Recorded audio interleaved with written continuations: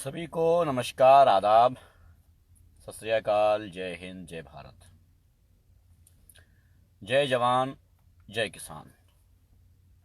आज ये अलग से कहा है क्योंकि आज उन पर ही लाइव है। बात उनकी ही होनी है जिनकी ज़रूरी है। हाँ, मैं बात कर रहा हूँ भारत के उन गरीब किसानों की जिनका भारत में कोई नहीं है, जिनकी कोई अपनी आईटी सेल नहीं है, जिनकी कोई अपनी राजनीतिक पार्टी नहीं है, जिनका कोई अपना नेता नहीं है, जिनका कोई अपना सोचने वाला, उनके दर्द को समझने वाला नहीं है। वालेकुम सलाम भाई, शुक्रिया आशीष भाई। कोई दर्द को समझने वाला नहीं, चाहे पक्ष हो या विपक्ष हो, चाहे केंद्र सरकार हो या राज्य सरकारें हो, सब के सब अपने फायदे के हिसाब से उन किसानों का इस्तेमाल करते हैं। हाँ, मैं उन्हीं की बात कर रहा हूं जिनका कोई धर्म नहीं है, मैं उन्हीं की बात कर रहा हूं जिनकी कोई जाति नहीं है। हर धर्म से आते हैं, हर जाति से आते हैं। मतलब कहने का मतलब यह है कि अगर सच में एकता की बात करनी है तो किसान की बात, अगर सच में गरीब की बात करनी है तो किसान की बात, अगर मजलूम की बात करनी है तो किसान की बात, अगर उस इंसान की बात करनी है जो सबसे ज्यादा कुचला जाता है भारतवर्ष में तो किसान की बात। भारतवर्ष जहां पर यह माना जाता है कि साहब हमारे यहां सबसे ज्यादा आबादी किसान की है, उनकी कोई जात नहीं, कोई धर्म नहीं, सबसे ज्यादा आबादी किसान की है। क्यों ना हो? गरीब तबका जो दिन भर मजदूरी करता है, दिन भर किसानी करता है, हत्ता के बैल और ट्रैक्टर ना होने पर खुद के कंधों से खींच करके हल को वो अनाज पैदा करता है। 500 रुपए किलो बीज खरीद करके 10 रुपए किलो अनाज बेचता है। मैं उसी किसान की बात कर रहा हूं जो अपने ही देश में पराया है। मैं उसी किसान की बात कर रहा हूं जिनके ऊपर वो आंसू गैस छोड़े गए हैं जो युद्ध में भी बैन हो चुके हैं। हाँ, युद्ध में बैन हो चुके हैं वो आंसू गैस के गोले, वो बम छोड़े गए हैं उन किसानों पर, क्योंकि किसानों की सुनने वाला कोई नहीं है, न पक्ष न विपक्ष। पक्ष क्यों सुनेगा? वो तो सुनने से रहा, लेकिन विपक्ष। ट्विटर पर जंग चल रही है, ट्विटर पर हम किसान के साथ हैं, किसान हमारा अन्नदाता है, किसान के साथ हम हैं, किसान एकता जिंदाबाद, किसान शक्ति जिंदाबाद, और खत्म। जवानों को किसानों के सामने खड़ा कर दिया गया है। किसानों के बेटे ही जवान हैं और उन्हीं जवानों को अपने ही बाप के खिलाफ खड़ा कर दिया है सरकार ने। वाह! सड़कों को खोद डाला गया है ताकि ये कहीं ऐसा ना हो कि दिल्ली पहुंच जाएं। अपने ही देश में पराये बना दिए गए हैं ये। आप अपने ही देश में आगे नहीं बढ़ सकते हैं जब तक के तानाशाह सरकार हुक्म ना दे दे। अपने ही देश में आप एक कदम आगे नहीं बढ़ सकते हैं। आप पर पानी की बौछार मारी जाएगी, नहीं, पानी का तूफान। समुद्र में लहरें उठती हैं ना, आपको पता होना चाहिए कितने ज्यादा प्रेशर से ये पानी आता है जब मशीनों से, कैनन से मारा जाता है। कमाल है साहब। वो किसान, मैं उसी किसान की बात कर रहा हूं जो पसीना पोंछ पोंछ करके प्यास से भरपूर, हलक सूखती रहती है, मगर अपने खेत की जुताई बुआई गुड़ाई करता रहता है प्यासा। कभी आसमान की तरफ देखता है कि पानी बरस जाए तो हमारा अनाज पैदा हो जाए, लेकिन पानी नहीं बरसता है। नहरों का पानी रोक दिया जाता है, किसानों को नहीं दिया जाता है। हेलो हैदर भाई, कैसे हैं? नहरों का पानी रोक दिया जाता है, किसानों को नहीं दिया जाता है, घुमा दिया जाता है दूसरी साइड। उस दौरान जरूर नहरों का पानी रोका जाता है जिस दौरान किसान को जरूरत होती है। नहरों का पानी उस वक्त खोल दिया जाता है, उस वक्त दे दिया जाता है जिस वक्त बारिश से सभी किसानों की खेती बर्बाद हो रही होती है। उस वक्त किसानों को और ज्यादा पानी दे दिया जाता है। खाद में कालाबाजारी होती है, मंडियों में दलाली चलती है, राजनेता वोट लेकर के किसानों को कुचलने का काम करते हैं। हर तरह से शोषण सिर्फ किसानों का होता है। पक्ष हो विपक्ष हो सभी आते हैं अपने मैनिफेस्टो में लगातार लंबी फेहरिस्त के हिसाब से, लंबी फेहरिस्त होती है उनकी किसानों के लिए, लेकिन काम 1% भी नहीं किया जाता है उनके लिए। सड़कों को खोदा गया है, जिम्मेदार कौन होगा? सरकारी संपत्ति नुकसान पहुंचाया गया है, सरकारी संपत्ति को नहीं, सरकारी नहीं, देश की संपत्ति को नुकसान पहुंचाया गया है। वालेकुम सलाम भाई। देश की संपत्ति को नुकसान पहुंचाया गया है। सड़कों पे बड़े बड़े पाइप, बड़े बड़े पत्थर, ट्रेला भर भर के मिट्टी हाईवे पर जाम कर दी गई है, कहीं किसान दिल्ली न पहुंच जाएं। पत्रकार कहते हैं ये दंगाई हैं, ये किसान नहीं है साहब, ये दंगाई हैं। उस गरीब किसान जो पंचायत में भी कभी ना बोला हो, उसके आगे माइक ले जाकर के उससे ऐसे सवाल किए जाते हैं कि उसका जवाब ना दे पाए। उसके बाद कहें कि देखो ये किसान नहीं, ये दंगाई है, इसमें दंगाई मिले हुए हैं। किसानों को, अन्नदाताओं को 500 रुपए किलो बीज खरीद करके 10 रुपए किलो बेचने, अनाज बेचने वाला गरीब किसान, पैरों में छाले पड़वाने वाला, हाथों में गड्ढे पड़वाने वाला किसान आज सिर्फ अपनी मांगे लेकर के आगे चला है। कोई हराम नहीं मांग रहा है। यह नहीं कह रहा है कि मुझे बीज फ्री दे दो, मुझे जमीनात दे दो, मुझे नहर का पानी फ्री दे दो, कुछ नहीं चाहिए। कम से कम जो काले कानून हम पर हावी कर रहे हो इनको हटा लो, सिर्फ इतनी सी बात। वालेकुम सलाम भाई। सिर्फ इतनी सी बात, जो काले कानून हम पर हावी कर रहे हो ये हटा दो बस।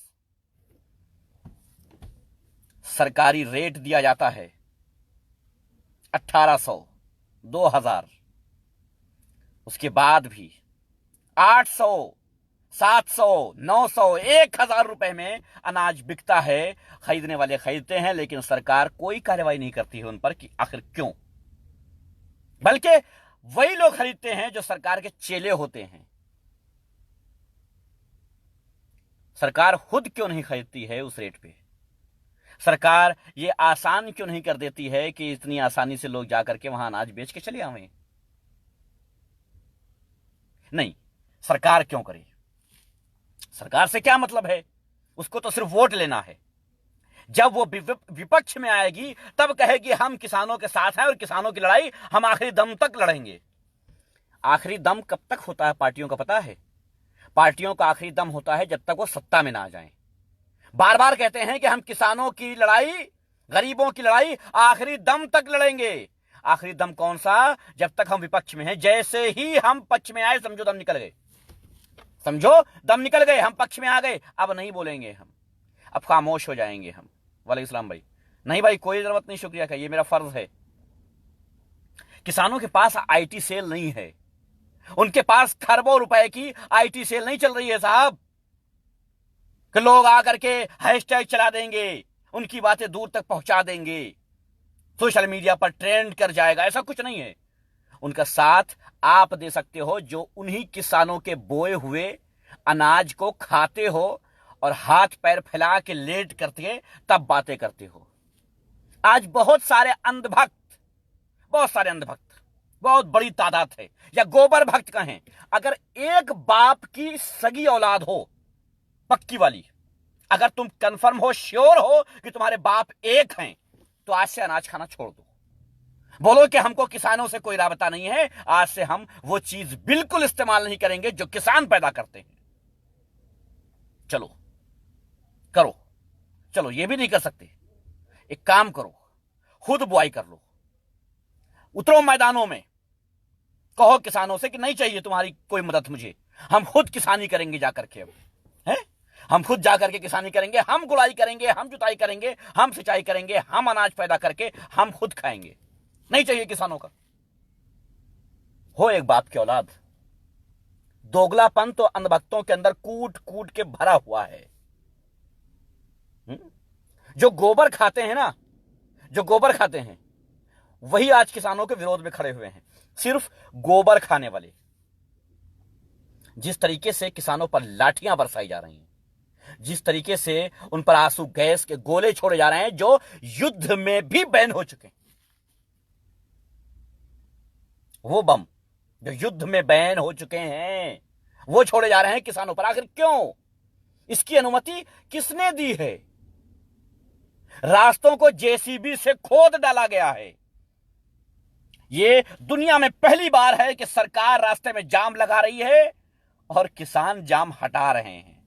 पहली बार है दुनिया में। आम नागरिक, देशवासी जाम हटा रहे हैं और सरकार अपने नुमाइंदों को भेज करके जाम लगा रही है। वीडियो को रिपोर्ट करने से कोई फायदा नहीं है। जो किसान का अनाज खाता है वो देखेगा और आगे भी बढ़ाएगा, लेकिन वीडियो को रिपोर्ट मारने से कोई फायदा नहीं है भक्तों।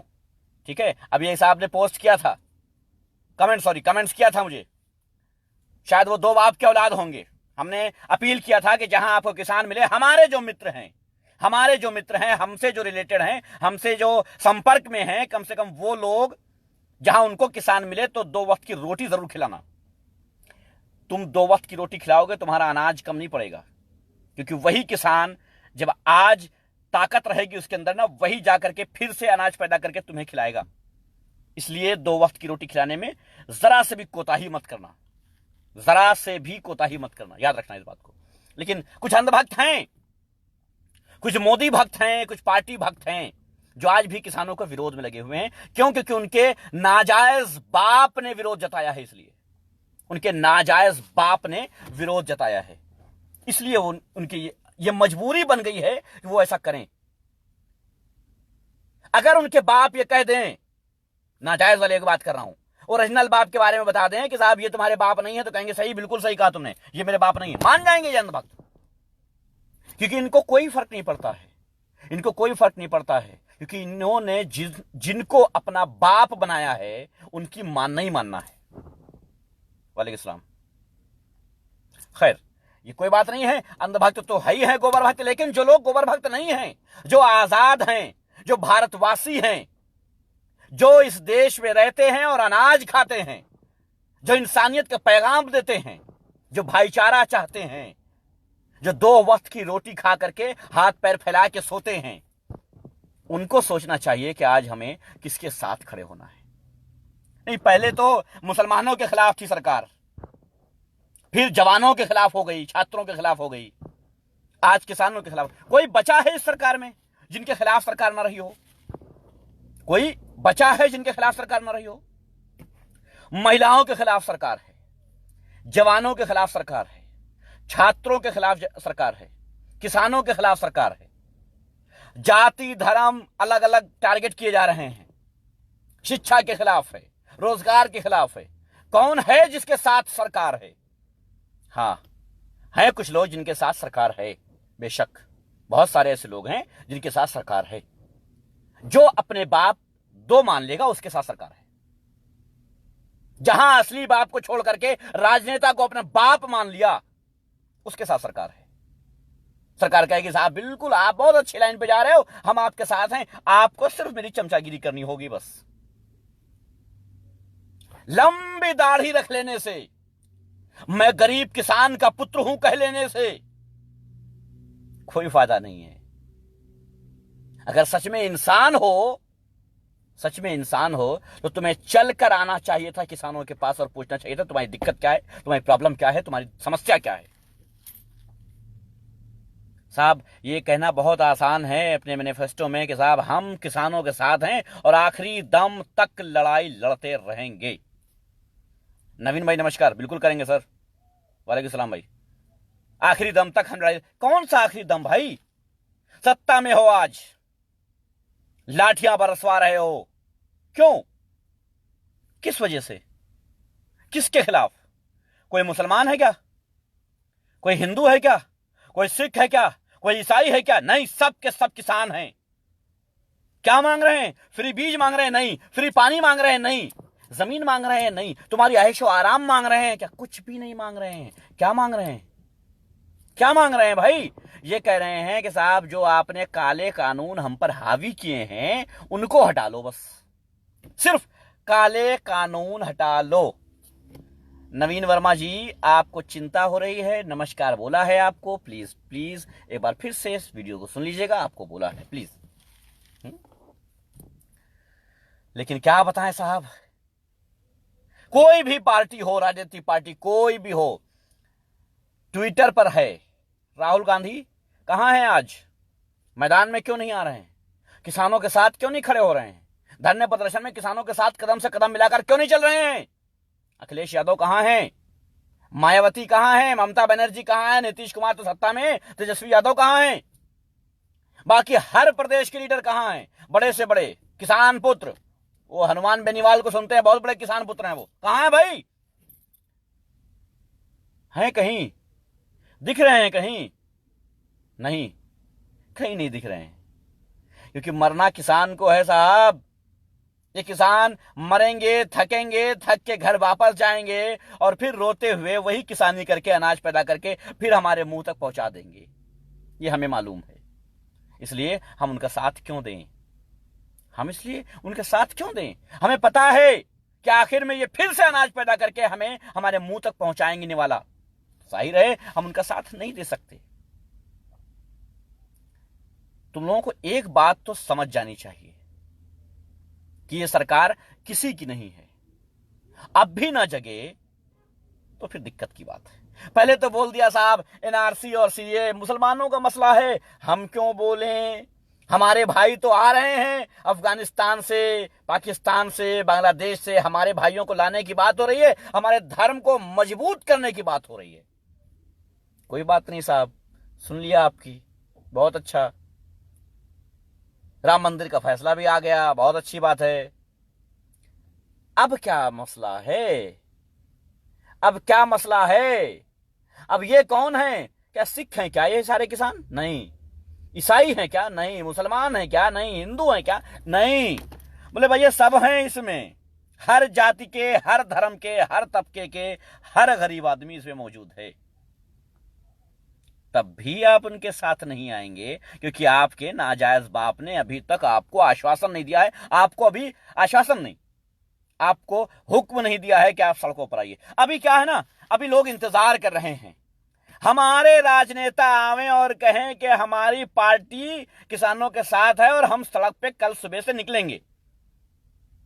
तब हम पहनेंगे भैया कुर्ता पैजामा लगा के, टोपी अपने वाली है ना, अपने वाली मतलब मुसलमानों वाली नहीं पहनेंगे भाई, चिंता ना करो, तुम लोग तो गलत ले लेते हो, अपने अपने राजनीतिक पार्टी वाली, और गले में गमछा डाल के तब निकलेंगे। भारत माता की जय, हमारी पार्टी जिंदाबाद, किसान एकता जिंदाबाद तब होगी।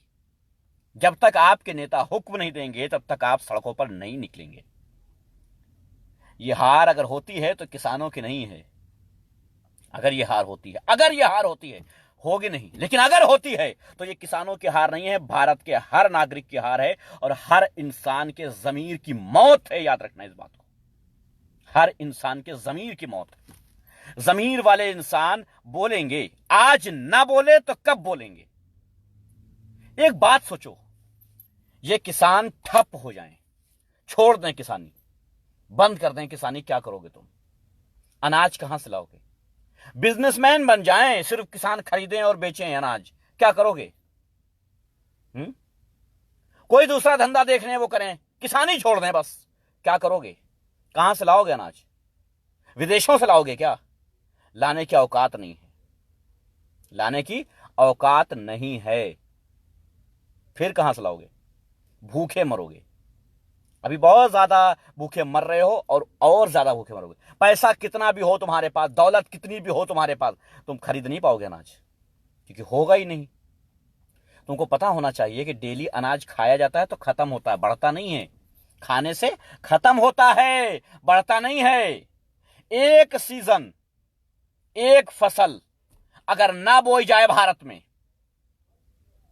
तो तुम्हारी असलियत दुनिया के सामने आ जाएगी, तुम्हारी हकीकत दुनिया के सामने आ जाएगी। भूखमरी हो जाएगी भारत में और लोग इस कदर मरेंगे, इस कदर मरेंगे कि गिनती गिनना दुश्वार हो जाएगा, दुश्वार हो जाएगा गिनती गिनना।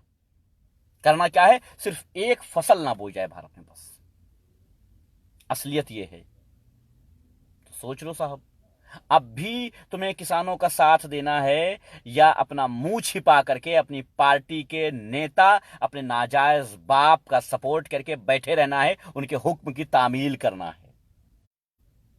अरे इसमें कोई पार्टी नहीं है। तुम किसी भी पार्टी के रहे होगे, चुनाव में रहो, किसी ने नहीं रोका है तुमको। और कौन रोकेगा और क्यों रोकेगा? किसी की हिम्मत भी नहीं रोकने की। लेकिन कम से कम आज आज तुम्हें बोलना चाहिए, तुम्हें सोचना चाहिए। अगर दिमाग है, अगर अगर अनाज खाते हो तो, अगर गू खाते हो तो कोई बात नहीं। नहीं, गोबर भक्तों की बात नहीं कर रहा हूं, क्योंकि वो तो गोबर ही खाते हैं, तो वो सोच ही नहीं सकते। यार बहुत छोटी सी बात है, बहुत छोटी सी बात है। जरा से भी जमीन जिंदा हो तो आज एक रोटी खाने से पहले, निवाला खाने से पहले वो वीडियोस देख लेना जो लाठियां बरस रही हैं इन किसानों पर। भूखे प्यासे अपने मासूम बच्चों को लेकर के, अपनी घर के औरतों को लेकर के ट्रैक्टरों पे बिठा बिठा करके जा करके सिर्फ एक मांग है कि काला कानून हम पर से हटा लिया जाए, बस। और कोई मांग नहीं।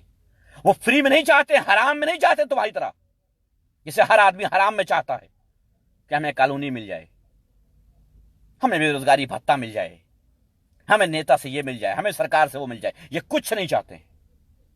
ये सिर्फ वही चाहते हैं कि जब जैसे अभी तक सब कुछ नॉर्मल था वैसे ही छोड़ दो हमको, हमें परेशान ना करो, हम पर फालतू के काले कानून हावी मत करो, हमें व्यापारियों के हाथ बेचो मत।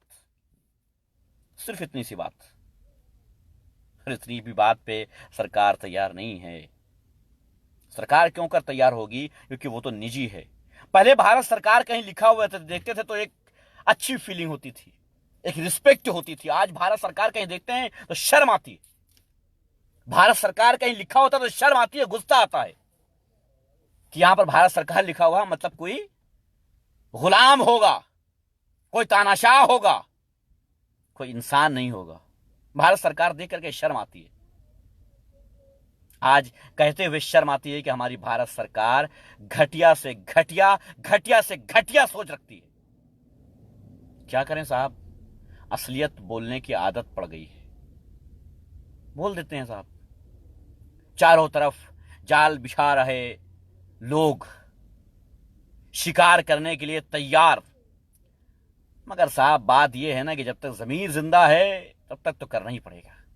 हाँ, वो अलग बात है जिस दिन गोबर खाने लग गए छोड़ देंगे, अनाज छोड़ दें, है ना? क्या कहते हो? अनाज छोड़ दें, गोबर खाने लगे, फिर कहेंगे हमारी पार्टी जिंदाबाद जिंदाबाद, हम किसानों के साथ हैं। बस कैसे हैं? नहीं साहब, किसानों के साथ तुम जब तक तुम्हारी वालेकुम सलाम भाई दानिश भाई, जब तक तुम्हारी पार्टी के नेता ये ना कह दें कि कल से सड़क पे उतरना है, तब तक तुम नहीं उतरोगे। हाँ, किसानों को खालिस्तानी बनाने लग गए हैं, विदेशों से संपर्क बताने लग जाएंगे कुछ देर में। कुछ दिन में ये भी हो जाएगा, मीडिया कहेगी साहब ये तो अमेरिका और पाकिस्तान, सॉरी अमेरिका तो नहीं कहेंगे क्योंकि अमेरिका के खुद ही गुलाम है, ये पाकिस्तान करवा रहा है। कुछ दिन में देखो निकाल देंगे साहब, बोलेंगे अब तक यूपी में होता तो निकाल चुके होते। अब तक ना जाने कितने ऐसी संस्थाएं होती जिनसे इनका रिश्ता नाता जोड़ दिया गया होता, और कहते साहब इसमें ये शामिल है, इनमें ये शामिल है, इनमें ये शामिल है। मैं कहता हूं हर संस्था के लोग इसमें शामिल होंगे, क्योंकि यह गरीब किसान की बात है। किसी जाति, किसी धर्म, किसी संस्था, किसी राजनीतिक पार्टी की बात नहीं है। सबको शामिल होना चाहिए। आप किसी भी गुट से, किसी भी संस्था से, किसी भी राजनीतिक पार्टी से, किसी भी जाति से, किसी भी धर्म से आते हो, किसान के बच्चे तो है ही हो, नहीं हो तो अनाज तो खाते ही हो।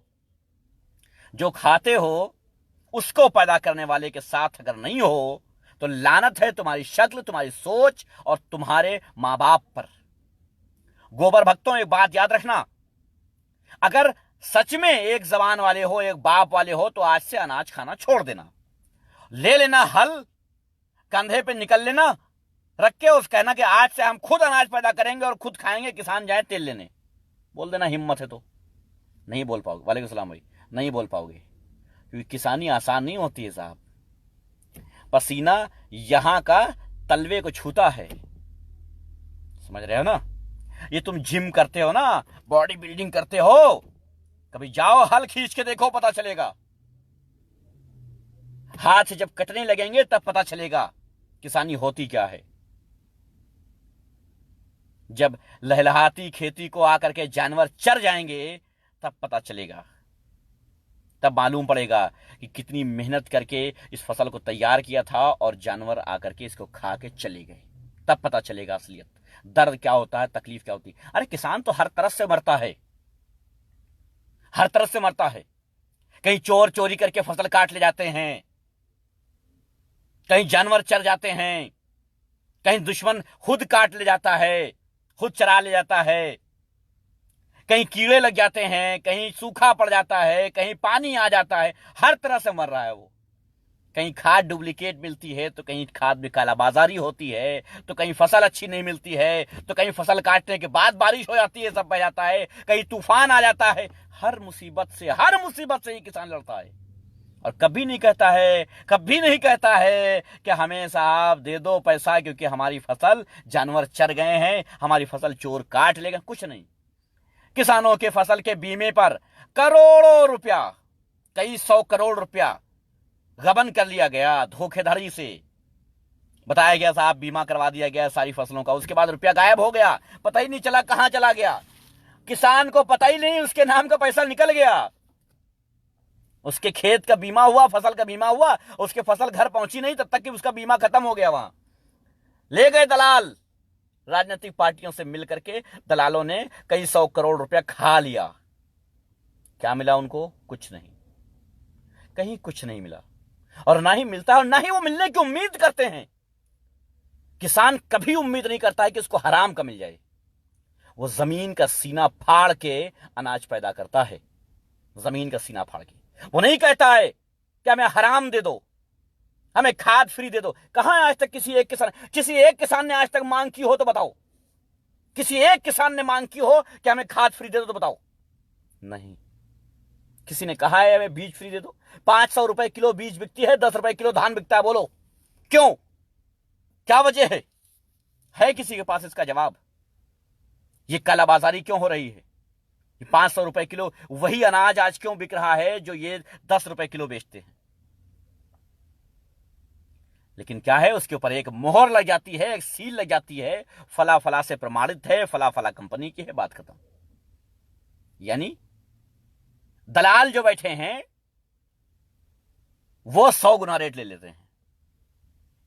ये क्या करे? ये गरीब क्या करे? इसके पास तो बोने के लिए 5 किलो अनाज नहीं बचा है, क्योंकि 10 रुपए किलो बेच करके अपने बच्चों की पढ़ाई से लेकर के, चप्पल से लेकर के, जूते से लेकर के, और उनके खाने के इंतजाम से लेकर के कपड़ा तक पहना डाला था, खत्म कर दिया। ये कल भी फटे हुए टूटे हुए छप्पर के नीचे रहता था, ये आज भी रहता है। जरूरत पड़ने पर इसे बांट दिया जाता है। ये हिंदू है, ये मुस्लिम है, ये सिख है, ये ईसाई है। जरूरत पड़ने पर बांट दिया जाता है। ये यादव है, ये ब्राह्मण है, ये दलित है, ऐसा है, वैसा है, वैसा है। खत्म कहानी इनकी। जरूरत है कि आज उनका साथ दो जो हमेशा तुम्हारे साथ रहते हैं, दिन रात 24 घंटे में जितनी बार खाते हो ना, उन्हीं का खाते हो। एहसान मानना चाहिए तुम्हारा। भगवान का एहसान मानते हो ना भाई? खाने के बाद कहते हो ना भगवान की कृपा से खा रहे हैं, शुक्र है अल्लाह, कहते हो ना? सोचो, भगवान के बाद दूसरा कौन है जो तुम तक ये अनाज पहुंचाता है? सोचो। मानते तो होगे धर्म को, मालूम तो होगा धर्म के बारे में। क्या कहते हो? धार्मिक तो होगे बहुत बड़े वाले। पंडित जी के खिलाफ ना बोलना बस, है ना? मानते तो होगे, मौलवी जी के खिलाफ ना बोलना। होता है, आम बात है, नॉर्मल सी बात है, कोई बड़ी बात नहीं। होता है, अच्छी बात है, होना चाहिए। एक बात बताओ, कोई कानून तुम्हारे धर्म के खिलाफ अगर आ जाए तब क्या करोगे? नहीं, एक कानून आ जाए, चलो मैं मानता हूं, एक कानून आ जाए कि चलो मंदिर, मस्जिद, मदरसा जो भी है या मजार जो भी है, तो टोटल जो है जहां चंदा आता है या जो दान आता है, हदिया आता है, वो सरकार का होगा। जो गले में रुपए पड़ते हैं वो सरकार के होंगे। एक कानून बन जाए, मान लो 1 मिनट के लिए, क्या करोगे? दोगे? नहीं ना भाई, क्यों देंगे? उनका हक थोड़ी है, ये सरकार के थोड़ी है। अपनी मर्जी से हम मंदिर या मस्जिद या जो भी है, जहां भी देते हैं, जिस धर्म के भी अपनी मर्जी से दे रहे हैं, उस पर सरकार का कोई तरीके का कोई सरोकार नहीं है। यही ना, यानी हम अपनी मर्जी से दे रहे हैं, हम अपनी मेहनत का पैसा दे रहे हैं। तो किसान अपनी मर्जी से क्यों कर ना करे? आखिर उसके ऊपर यह काले कानून लागू करने का क्या मकसद है? मंडियों को खत्म करने का, एमएसपी खत्म करने का है? हर हिसाब से, हर तरीके से कैद करके उसको जकड़ देने का। ये पावर सरकार को दिया किसने है? नहीं, आप जब आएंगे बोलेंगे क्या नाम है तुम्हारा? अच्छा ये नाम है, आज से तुम हमारे यहां गुलाम हो। क्यों भाई? तुम हो कौन? तो तुम बोलोगे गुलाम हो और गुलाम बन जाएं? क्यों बन जाएं? नहीं, ये आपको समझना होगा। सरकारें आवाम की सहूलियत के लिए बनाई जाती हैं, सरकारें ज्यादती करने के लिए नहीं बनाई जाती। ये आपको समझना। भारत के लोग गुलाम बनते जा रहे हैं, उनकी मानसिकता गुलामी की है, यह सच है। गुलामी की हो गई है मानसिकता। हम ये सोचते हैं कि सरकार ने जो कुछ किया है वो हम पर लागू होता है और मानना पड़ेगा। इस बात को समझो। सरकारें बनाई जाती हैं आवाम की सहूलियत के लिए, देश की सुरक्षा के लिए। किसानों पर, मजलूमों पर, गरीबों पर ज्यादती और अत्याचार करने के लिए नहीं बनाई जाती। इस बात को समझना होगा। खैर, ये बात क्यों कर आप समझेंगे? आप तो किसी न किसी राजनीतिक पार्टी की सरकार आने का इंतजार कर रहे होंगे। साहब मेरी सरकार आएगी फिर हमारा फायदा हो जाएगा। आप अपनी अपनी सरकार का इंतजार करें। वो दिन दूर नहीं है जब आप किसी लायक नहीं बचेंगे। क्योंकि ये सारी राजनीतिक पार्टियां एक हैं। इनका बिंदु, इनका केंद्र सिर्फ एक है, सरकार बनाना। बस आपकी सेवा के लिए नहीं। कभी देखा है किसी को लड़ते हुए कि किसी को भूखे को खाना खिलाने के लिए कोई दो लोग लड़ रहे हो? नहीं ना। कभी देखा है कि एक भूखा है, उसको खाना खिलाने के लिए चार लोग लड़ रहे हैं, साहब हम खिलाएंगे? नहीं, हम खिलाएंगे। कभी देखा है किसी गरीब किसान, किसी गरीब मजलूम की बेटी की शादी के लिए कोई जबरदस्ती लड़ रहा है कि नहीं, इसकी बेटी की शादी का खर्च हम उठाएंगे? कभी देखा है? मिला है कोई आज तक? नहीं ना। कहीं मिला है क्या? नहीं ना। तो भैया सरकारों के टाइम, इलेक्शन के टाइम इतने हमदर्द कहां से आ जाते हैं कि सेवा करने के लिए हम आए हैं। साहब हम लड़ रहे हैं चुनाव सेवा करने के लिए। सेवा करने का इतना जुनून कहां से आ जाता है इन राजनीतिक पार्टियों में? और क्या सेवा वही कर सकते हैं जो राजनीतिक पार्टियों के दलाली कर रहे हो या उनसे जुड़े हुए हो?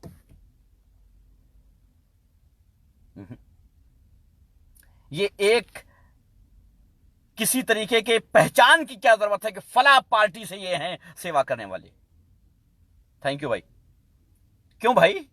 जरूरी है कि साहब एक ठप्पा हमारे ऊपर होना चाहिए, हम फला पार्टी के हैं, अब हम सेवा करने का लाइसेंस ले आए हैं, हमें वोट करो, हम सेवा करेंगे? है कोई?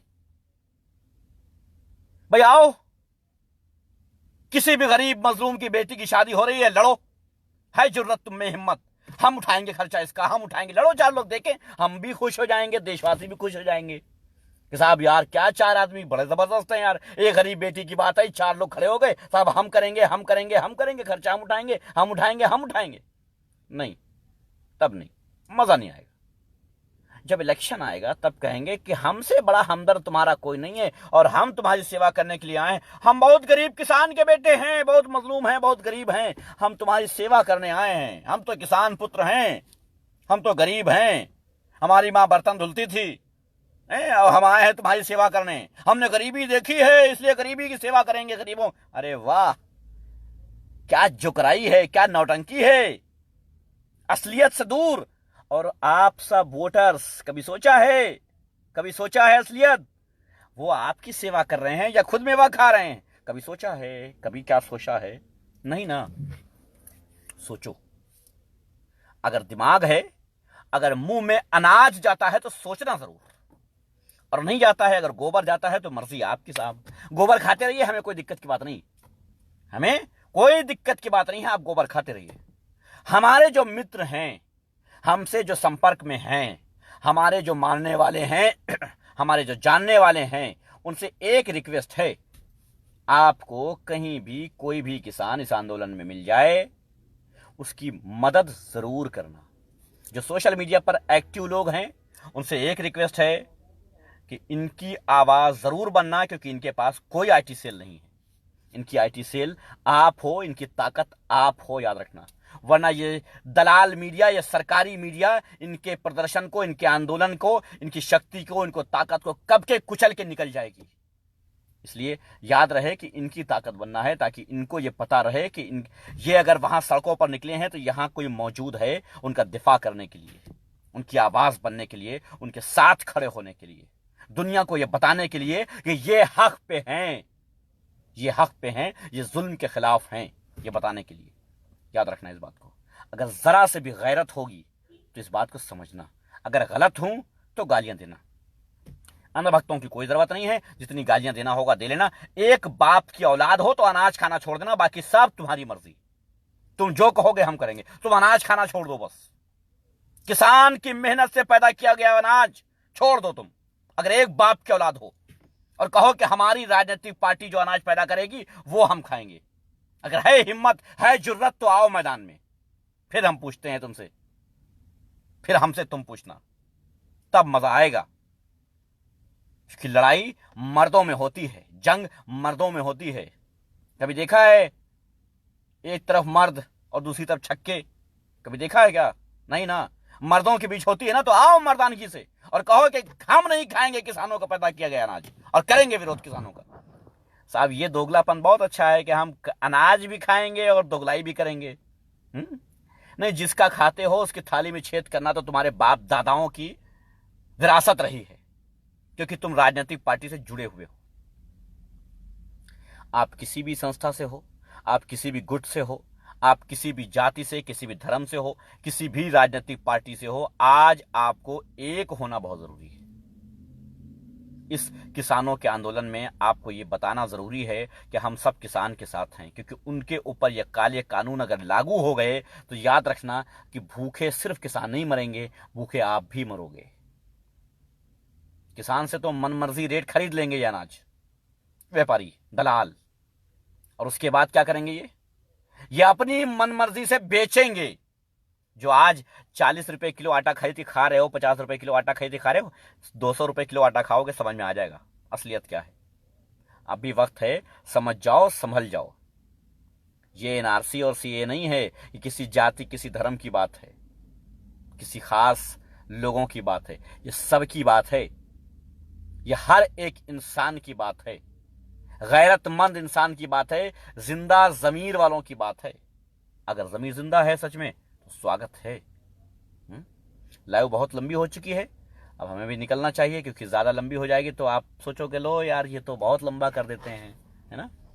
क्योंकि आप लोगों को भी बिग बॉस वगैरह देखना होता है, आप लोगों को भी ड्रामे देखने होते हैं, आप लोगों को भी बड़े बड़े काम करने होते हैं, टेलीविजन पर या टीवी पर या मोबाइल पर बहुत सारे बड़े बड़े काम करने होते हैं आपको। इसलिए आपका ज्यादा समय ले चुका हूं, अब समय नहीं लूंगा। आखिरी बात ये कि उसका साथ जरूर देना जो सबसे गरीब है, उसका साथ जरूर देना जो सबसे ज्यादा जुल्म सहता है, उसका साथ जरूर देना जिसकी कोई जाति नहीं है, जिसका कोई धर्म नहीं है, जिसका कोई गुट नहीं है, जिसकी कोई राजनीतिक पार्टी नहीं है। उसका साथ जरूर देना जो आपकी मदद करता है, जो आपके मुंह तक निवाला पहुंचाता है, उसका साथ जरूर देना। उसका साथ जरूर देना जिसका सबसे ज्यादा शोषण होता है, सबसे ज्यादा शोषण जिसका होता है, उसका साथ जरूर देना।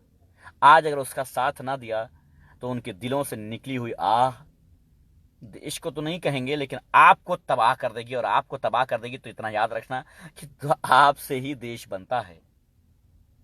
जो काम चाइना बॉर्डर पे करना चाहिए था वो काम दिल्ली बॉर्डर पे किया गया है। कमाल की बात है ना। जो चाइना बॉर्डर पे करना चाहिए था, कटीले तार लगाए गए हैं, गड्ढे खोद दिए गए, हाईवे पे बड़े बड़े गड्ढे खोद दिए गए हैं ताकि कहीं ट्रैक्टर इस पार से उस पार न चलावे। ये कौन कर रहा है? अगर ये जनता करती, किसान करता, तो अगर उत्तर प्रदेश का कानून माने तो उनके पोस्टर लगते क्या सड़कों पर? अब क्या उनके पोस्टर लगेंगे जिनके ऑर्डर से सड़कें खोद डाली गई हैं? सरकारी संपत्ति को नहीं साहब, देश की संपत्ति को नुकसान पहुंचा है। सड़कों को खोद डाला गया है, पानी बर्बाद किया जा रहा है, क्यों भाई? देश की संपत्ति को नुकसान पहुंचाने वाले एक पोस्टर लगेंगे क्या? अब इनकी कुर्की होगी क्या? मैं कहता हूं कि नरेंद्र मोदी के पीएम हाउस की कुर्की हो जानी चाहिए। नहीं, पीएम हाउस की नहीं होनी चाहिए। उनकी क्यों होगी? वहां तो सारा टैक्स का पैसा है, यानी हमारा पैसा है, किसान का पैसा है, मजलूम का पैसा है। इनकी पर्सनल प्रॉपर्टी, जितनी नरेंद्र मोदी की पर्सनल प्रॉपर्टी हो, उसको जब्त कर लेना चाहिए। अदालत को यह काम करना चाहिए, जब्त कर लेना चाहिए सारी प्रॉपर्टी को। किसके हुक्म से हुआ है ये? सड़कें, हाईवे किसके हुक्म से खोदी गई हैं? देश की संपत्ति को नुकसान किसके हुक्म से हुआ है? उसकी संपत्ति कुर्क कर लेनी चाहिए। अदालत भी आज नहीं संज्ञान लेगी। आज अदालत इंतजार कर रही है कोई आए और हमसे कहे, तब हम कुछ अपनी टिप्पणी करेंगे। आज अदालत नहीं कर रही है कि आखिर सरकार ऐसा जुल्म क्यों कर रही है। आज अदालतें खामोश हैं। किसी भी मामले में रात को कोर्ट खोल दी जाती है। किसी भी मामले में हजारों लाखों केस पेंडिंग होने के बावजूद स्पेशल कोर्ट में उनकी जमानत मंजूर कर दी जाती है, अगर वो किसी खास राजनीतिक पार्टी से जुड़े हुए हैं तो। लेकिन आज कोर्ट ये नहीं कहेगी कि इस मामले को हम संज्ञान में लेंगे। 5 सदस्यीय जज बैठ करके, कमेटी बैठा करके हम इसकी इंक्वायरी करेंगे कि आखिर ये काले कानून इन गरीबों पर, इन मजलूमों पर क्यों थोपे गए हैं। आज अदालत क्यों नहीं कहती है कि देश की संपत्ति को नुकसान पहुंच रहा है? आज यह अदालत क्यों नहीं कहती है कि देश की संपत्ति को नुकसान पहुंचाने का किसी को हक नहीं है, चाहे वो आम नागरिक हो या देश का प्रधानमंत्री या राष्ट्रपति, कोई भी हो। आज अदालतें खामोश क्यों हैं?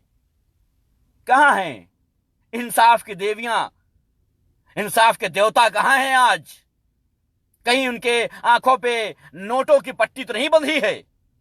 वो नहीं देख रहे हैं कि सड़कें खोद डाली गई हैं। किसने खोदा साहब? एक सड़क पे एक गड्ढा कर दे अगर, तो सरकारी संपत्ति या देश की संपत्ति को नुकसान पहुंचाना होता है, देशद्रोह का केस लगता है। लेकिन यहां क्या हुआ है? यहां सरकार खुद गड्ढे खोद रही है सड़कों पर। गड्ढे नहीं, पूरी पूरी नहर बना रही है। बड़े बड़े नाले खोदे जा रहे हैं कि कोई गाड़ी इस पार से उस पार न चली जाए। कहीं कोई ट्रैक्टर इस पार, गाड़ियां नहीं साहब उनके पास, लग्जरी कारें नहीं है उनके पास। उनके पास ट्रैक्टर हैं। ट्रैक्टर कहीं भी कूद जाता है, इसलिए ऐसे गड्ढे खोदे जा रहे हैं कि ट्रैक्टर इस पार से उस पार न जा पाए। और कमाल की बात तो यह है कि बेटों को बाप के खिलाफ खड़ा कर दिया है, यानी जवानों को खड़ा किया है किसानों के खिलाफ। हाथ जोड़ के विनती है जवानों से, तुम्हारे बदन पे जो वर्दी है ना, ये तुम्हारी बाप की मेहनत की कमाई की वजह से है। और तुम्हारे बाप किसानी करके, दिन रात मेहनत करके, अनाज पैदा करके तब इस हाल में तुमको पहुंचा पाए हैं कि तुम आज वर्दी लेकर के डंडा लिए खड़े हो मारने के लिए। जिन झंडों को नोच के फेंक रहे हो ना, ये किसी राजनीतिक दल के नहीं है, किसान के अपने हैं। समझ रहे हो ना? जिन डंडों से उनकी हड्डियां तोड़ रहे हो ना, इन्हीं हड्डियों की ताकत की वजह से आज तुम्हारे हाथ में इतना दम है कि तुम उन पे डंडा चला सको। अगर जवानों में जरा सी भी गैरत है ना, तो लाठियां चलाने से पहले अनाज को त्याग देना। किसानों के बनाए हुए, किसानों के पैदा किए गए अनाज को त्याग देना, उसके बाद किसानों पर लाठियां बरसाना। हम मना नहीं करेंगे साहब, हम तारीफ करेंगे कि साहब तुमने त्याग दिया है। नहीं साहब, तुम्हारी हिम्मत नहीं है। अगर तुमने अन्य त्याग दिया तो तुम लाठी चलाना तो भूल जाओगे, खुद नहीं उठ पाओगे। यानी तुम्हें किसानों का सहयोग चाहिए। अगर किसानों का सहयोग चाहिए तो कम से कम इतनी तो मानसिकता अच्छी रखो अपनी कि उनके ऊपर जबरन लाठियां ना बरसाओ। अरे देगा ऑफिसर तुम्हारा हुक्म, देता रहे। कितने हो तुम? लाठियां बरसा करके उनके ऊपर क्या करोगे? बात कर लो उनसे। साहब सस्पेंड नहीं हो जाओगे लाठियां नहीं बरसाओगे तो? उनको मारोगे नहीं तो सस्पेंड नहीं हो जाओगे। इसलिए ख्याल रहे कि उनके ऊपर लाठियां ना बरसाओ। ये पानी के प्रेशर जो मार रहे हो ना, याद करो तुम्हारे बूढ़े बाप जो किसानी करते थे, आसमान की तरफ बैठ करके झांकते थे, हे भगवान बारिश हो जाए, वरना इस बार मेरा बेटा खाएगा क्या? ये वही वही बाप है जिसके ऊपर तुम पानी छिड़क रहे हो आज, पानी के प्रेशर मार रहे हो आज। हद हो गई यार। अब तो भारत माता की जय क्या कहें, हम फिर वही कहेंगे कि मरता भारत का भय। बहुत पहले से कहता आ रहा हूं कि मरता भारत का भय है। हमें बहुत भय है साहब अपने देश को मरता हुए देखने का। हमें डर है इस चीज का कि हम अपने देश को मरता हुआ ना देखें। वही हो रहा है। चलो, बहुत बहुत धन्यवाद आप सबका। दिल करेगा तो लोगों तक पहुंचाना, ताकि शायद किसी का जमीर जिंदा हो सके। सरकार से लेकर के पुलिस तक सबकी बात कर रहा हूं, और खास करके इस देश की आवाम की। याद रखना, जो आज किसानों के साथ नहीं है, वो कल सुबह से अनाज त्याग देगा, ऐसा यकीन है मुझे। अगर एक बाप की औलाद होगा तो जरूर त्याग देगा। चलो, धन्यवाद, बहुत बहुत शुक्रिया। जय जवान, जय किसान।